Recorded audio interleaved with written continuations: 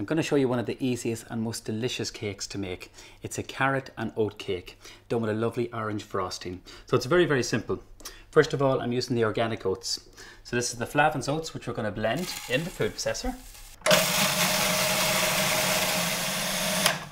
Now, the reason I'm blending the oats is just to get them nice and fine. It should remind you of ground almonds. So that's the first stage. Couldn't be easier. So the next thing we're going to do is put in some walnuts. Caster sugar goes in here. We're going to put 2 eggs. So just crack them in. I love these recipes when everything just goes into the blender. You blend away and you have the most delicious cake. 1 teaspoonful of baking powder. It's going to go in here. And then I also have some self-raising flour. So I have that already sieved. That's going to go into the blender. So I'm going to put a teaspoonful of cinnamon into that. And then I have some carrots. So some carrots which are just peeled and just coarsely grated. And that's going to go into your blender also. The idea behind the carrots is to keep it really moist and slightly sweeten the carrot cake too. And then some vegetable oil. And this is what keeps it really moist and succulent. Then on goes your lid. And you literally just whiz this for about a minute until it's nice, a little bit of texture still, but all combined together.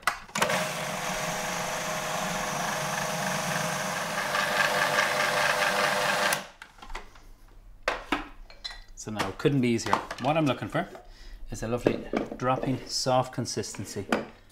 And it looks so colourful with the carrots. So I have a 2-pound loaf tin, which I've just lined with some parchment paper. Nothing will stick to parchment paper. It's fantastic. So parchment paper is a non-stick silicone paper. And the beauty about this cake is that you can bake it. It keeps for a couple of days. Probably won't last that long, but it is delicious. And with the organic oats in it, they give a lovely little bit of a texture to it. That's going to go into the oven. It's preheated at 180, and that's going to take anything between an hour and 15 minutes.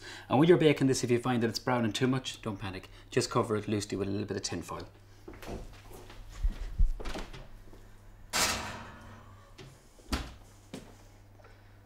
So when that's in bake and the smell in your kitchen is fantastic, take it out after about an hour and 15 minutes, and it's lovely golden brown. Let it sit in the tin for about 5-10 minutes. Then what you do is unmold it, put it onto a cooling rack.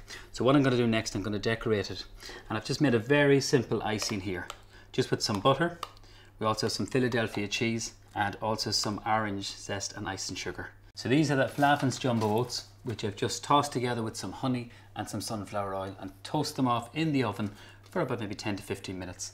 What they're going to do to the carrot cake is give a lovely texture on the top. Lift up your carrot cake. Now this has got to be cold. If it's hot, the icing's going to run on the plate and you don't want that. So I'll just move that out of there. And then simply spoon this on here. So it's a lovely soft icing with the back of the spoon. So I put the zest of the orange into the icing. And then what I did was just remove the skin and make little segments. So just place this just down along the cake. So it's looking really colourful. With the jumbo oats, which you just lightly toasted. Mix them up a little bit in your hand. And these are going to be such fun just to sprinkle over. So just be careful doing this. Put plenty of them on top. All over. It's a lovely, moist, delicious recipe.